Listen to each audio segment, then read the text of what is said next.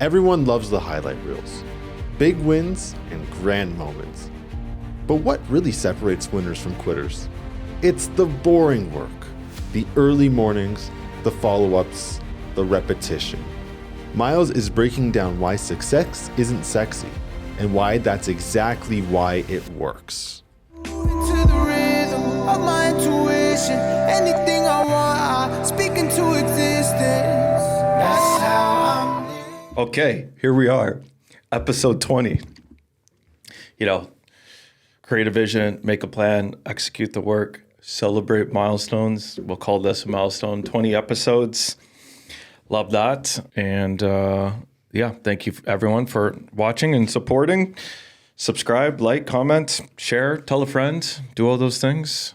We're continue the road to 100 subscribers. We're probably at like 27 right now. So let's get into it. Miles, when you say success is boring, what do you mean?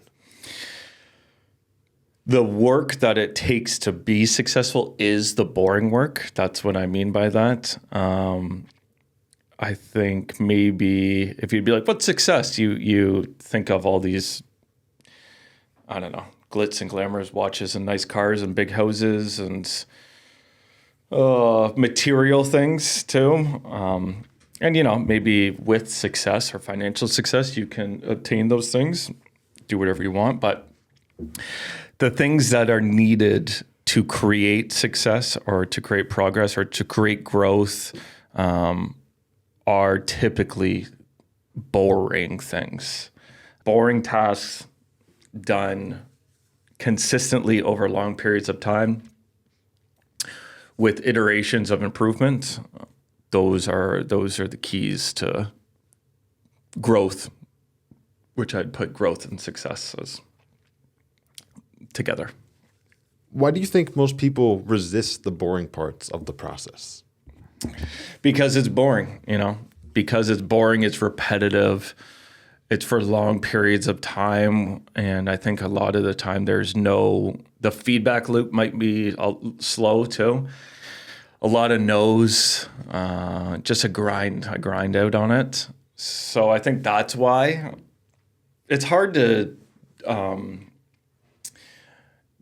people want instant gratification, and really what you need to have is delayed gratification. And the longer you can delay gratification, the bigger you can really build something. I think that's a key part of this is delayed gratification. Doing the work, doing the inputs day after day without actually getting the end result of it. I think that's a key. How has your relationship with motivation changed over the years? Yeah, I think it has changed a lot because motivation, I don't think is sustainable, right? Motivation is like rah, you get excited, maybe you listen to someone speak at a conference or you watch a YouTube video or listen to a podcast and, you get excited and you're ready to, take on the world and do the things that you have to do. But then you're met with the mountain of boring work that is needed to achieve that thing that you got excited about. And that's where I feel like most people get caught up, myself included in the past. So it's changing the lens of what it is that you're trying to do, knowing what it's actually going to take to get there, gamifying the tasks at hand. I think those are all key things. So it's less of I'm motivated and more of just be disciplined on knowing what needs to actually be done to achieve the things that I had set out to do. And it's all self-inflicted, right? I'm putting the goal out there or the vision out there of where I want to go. I created the plan. I'm executing the work. I know those pieces of it. So just having the discipline to stay on the path, stay on track, and do the things that you got to do. Do you ever rely on motivation anymore, or is it something else? Yeah, definitely don't rely on motivation. Getting motivated is fun and it feels good, but I don't rely on it, and I don't encourage one to rely on it, because you're just going to have to keep filling up the gas tank with like this artificial motivation. You need to find the reasons and why of what you're doing. I would encourage you, it's because you want to build the life you want to live. That should be motivation enough, not external videos or conversations to motivate you up. So don't rely on it. What's the difference between discipline and motivation based on mood? Yeah, like discipline is doing the things that you know you have to do or you set out to have to do, no matter how you feel, right? If you feel super excited about it, or if you feel like you don't want to do it, does not matter. You still do the thing, right? You still getting up and you do your meditation, or you go to the gym, or you try to eat clean, or you make the sales calls, or you create the content, or if you have your meetings that you're supposed to have. Don't let how you feel dictate what is happening. You set the plan, the vision, you created the plan, you need to do the work, do the things that you set out to do. Don't let your kind of feelings dictate your behavior. What does the boring work actually look like in your businesses? There's so much boring work. Oh, there's so much boring work.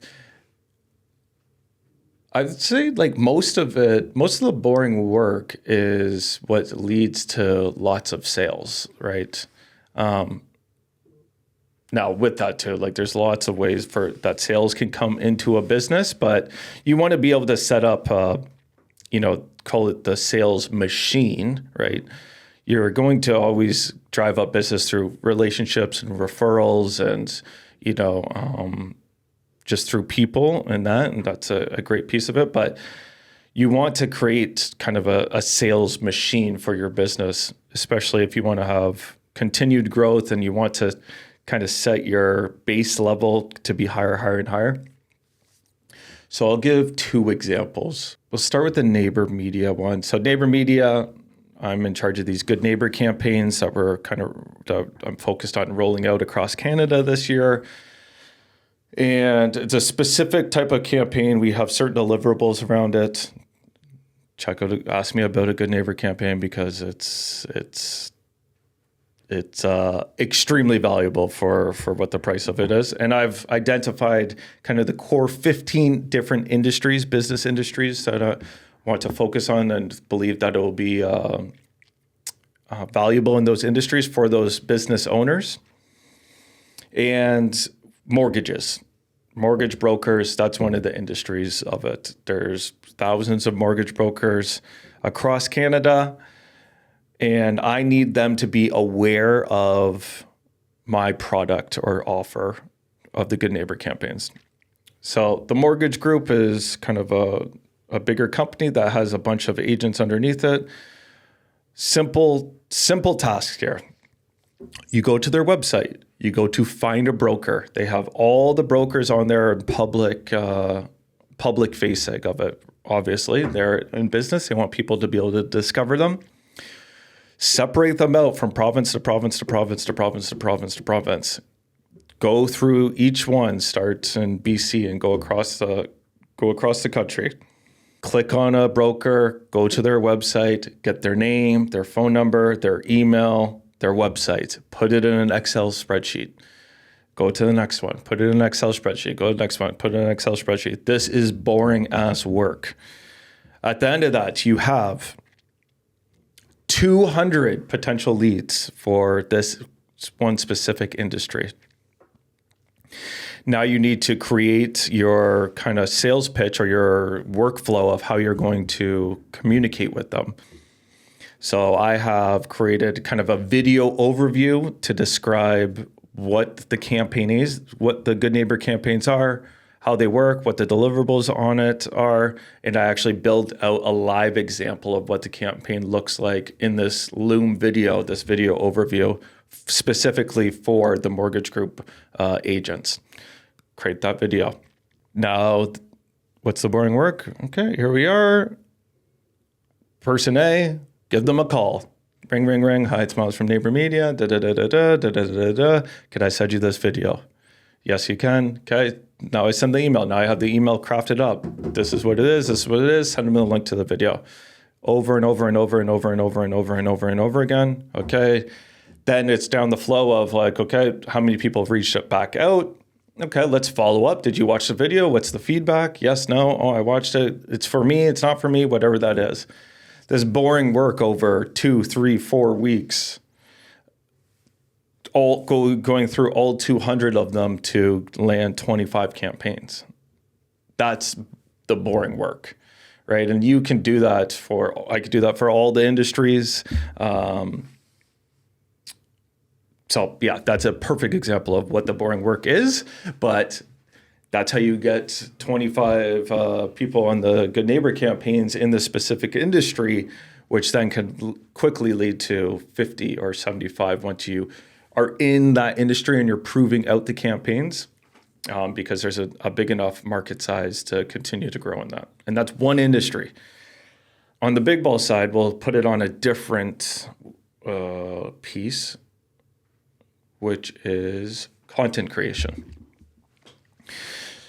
So the primary driver of revenue for the big ball is through Facebook and Instagram ads. The creative is the variable of success in that. So we need to build out lots of ads to launch them into campaigns, and then the data will tell us which ones are working, which ones are converting, and studying that too. So you need to spend this boring work of analyzing, okay, starting from scratch, what ads are out there that convert? Why do they do that? What's the format? Is it video? Is it images? Is it a mix? Is it the hooks? What types of hooks is it? All this like kind of collection of that. Okay, now we need to create our own. We call it 3 images, 3 videos. So you need to go through, create the 3 videos, 15 to 30 seconds, all with these different types of hooks and, frames every 3 seconds. Like you could just go deep into all those pieces of it. Then you want to go in, you want to launch the campaign. So you're writing all the ad copy and the call to action and all these pieces. And you launch the campaign out. Now you're watching the data, and now you're going to your website. What's the conversion rate on the website? Studying that, making little adjustments on these pieces, all these little iterations that take time of like this one sales channel to do over and over and over again. But that's boring work. But that's the difference between doing $2,000 a month on the Shopify store and $30,000 a month on the Shopify store, is by doing the boring work in this kind of iteration of ad creation, and just getting better and better and better and better and better and better at that. And I could pick many different ways of this, but it all boils down to, yes, this is boring work, but this is what it takes. Is it possible to make that boring work more fulfilling? What habits, mindsets, or system help you stay locked in? Yeah, like I think if you're not enjoying it, right? If it's an absolute drag, if every single piece is a drag, if all the boring work is a drag, like you should go do something different, right? You need to have some energy behind it, gamify it for yourself. And as well too, like these actions lead to more revenue, more profit, more growth in the company. You could build this out and then hire a team member to focus on this one area, to focus on mortgage brokers, or to focus on Facebook and Instagram ads on the big ball side of it too. So you need to gamify it. You need to know why you're doing it. You need to know like what direction you are going. But yeah, I think you want to have some interest behind what you're doing.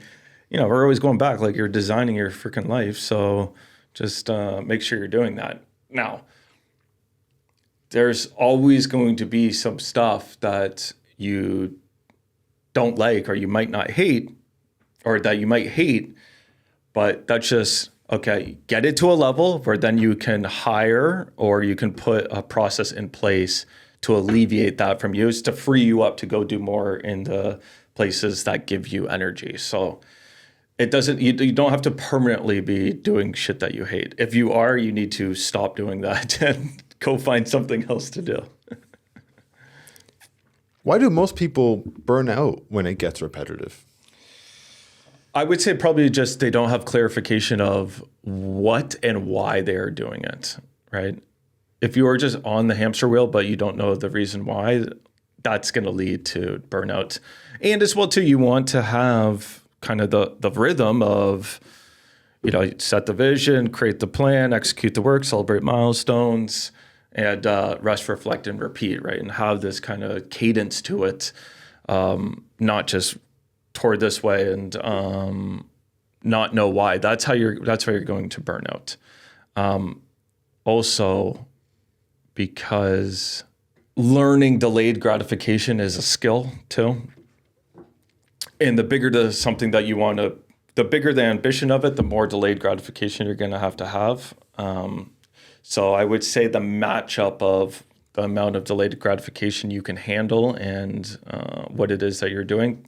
If that doesn't match up, you can burn out too, because you don't want to put in a ton of work and see no results, right? That's going to be that's pretty disheartening.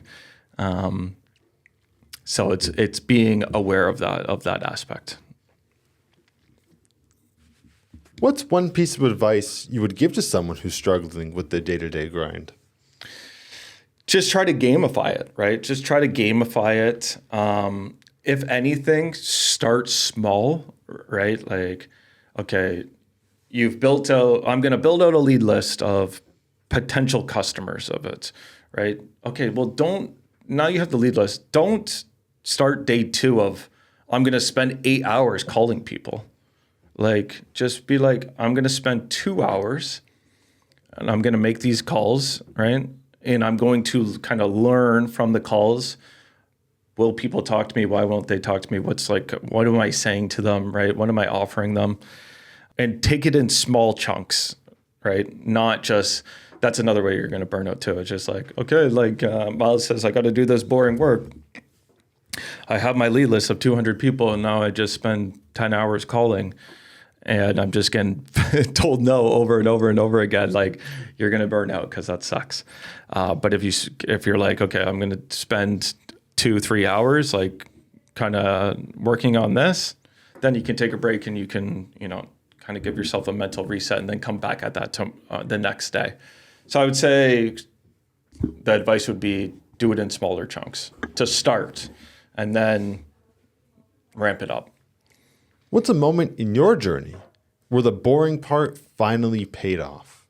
Oh, it's all the time. It's all the time because I'm always doing the boring work, right? So I'm always doing the boring stuff and the payoff is later down the road, but it's like I'm continuously planting the seeds through the boring work of it. And then it's not until 4 weeks later, 8 weeks later, next year that start to realize those, but that's just learned delayed gratification on it. I'm trying to think if I could think of a perfect example. We see it all the time on the neighbor media side, right? Where we have meetings and pitches and stuff. And then 3 months later, 6 months later, they would come back and, be like, okay, now we're in a position to let's work together, something like that. And kind of on the wholesale, on the big ball side, that's another huge one too, where, probably year 2, where we do a lot of outreach for wholesale, but the brand isn't that strong at that time and there's not a lot of social proof behind it. So people aren't as willing to listen to it.